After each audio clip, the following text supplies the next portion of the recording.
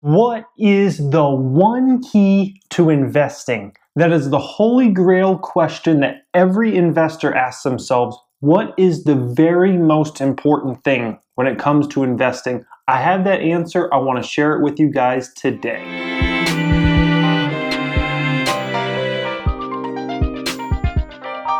Good day, subscribers. Thank you so much for joining me on the Financial Education channel today.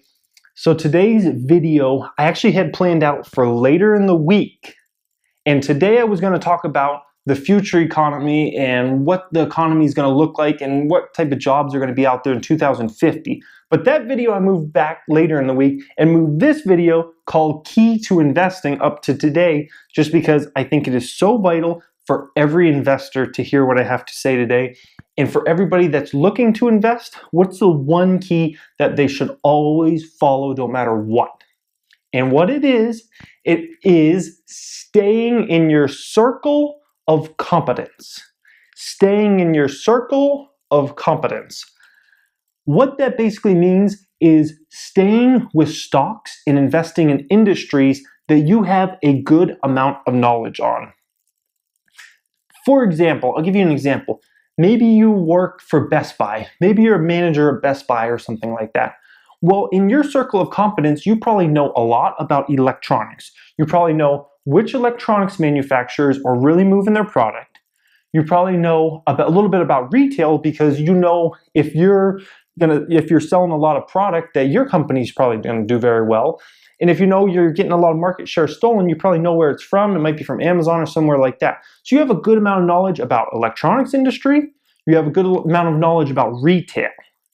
So your circle of competence will probably be investing in either retailers or investing in electronics type companies. Now, the reason being is because you'll be able to probably look at the sales. Are you moving a lot of Apple products, a lot of Samsung products, a lot of GoPro products, a lot of Fitbit products? You'll be able to look at all these different things and you'll have a knowledge better than most other investors will because you're like an insider. You get to see this every day, day in and day out, and you understand what's moving and what isn't moving.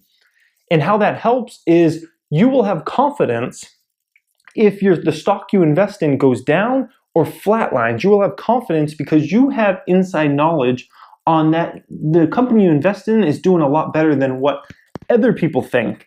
Because most other people that are going to be invested in that stock or that company, they're not going to really know what's going on. They're not going to have that inside track, that inside knowledge that you do. So you have an advantage over everybody in that respect. And you'll be able to get through those tough times because you really understand industry and whatnot. Now, let's stay on this whole subject. You work at Best Buy and whatnot. You might not understand oil and gas as well, and oil and gas prices and how all that works, and commodities and those types of things, because that's really not inside your circle of competence. Unless, of course, you study that for an extreme amount of time and you have a huge amount of knowledge and maybe you worked in an industry, but most likely you're not going to have a strong feeling on where things are going in those type of industries. You're probably not going to have a strong knowledge on banking industry and what banks are going to be the best to invest in and those kinds of things. Now, someone in the banking sector, they probably will have a great amount of knowledge. That's inside their circle of competence. Same thing if, an oil driller or someone that works high up for an oil company, they'll have a very strong knowledge on that and a very strong opinion. That will be inside their circle of competence. That might not be inside your circle of competence. So imagine being a distributor for Monster Energy beverage back in like 2002, 2003, 2004. And for those of you guys who don't know, Monster Energy is like a $35 billion market cap now, a $40 billion market cap. They're an energy drink company. And they were launched in 2002, and they were a public company. At that time, it was known as Hanson's Natural Beverages. And they launched this product called Monster Energy, and it was like double the size of Red Bull can. And not even a lot of people knew about Red Bull back then, but a few did. Imagine being a distributor back then, and you're moving product to the gas stations and whatnot, and every week they're ordering more and they're ordering more. You could have been like, wow, this is really something. I should probably look into this. I should probably try to invest in them if I can. Because if you would have invested in Monster back in 2002, 2003, a year after they were launched and whatnot, if you would have invested only a couple $1,000s, you'd be a multi-millionaire today. A couple $1,000s into a multi-millionaire, all for staying inside your circle of competence and all for investing in something you saw was going really well. You would have made more money than you made in your whole career being a distributor, all from an investment of a couple $1,000s. That is the power of staying in your circle of competence. And all through that time, the stock may have flatlined every now and then. It might have went down a little bit, but you would have stayed strong in your belief because you were an insider, because that was inside your circle of competence. Your confidence would have been super high.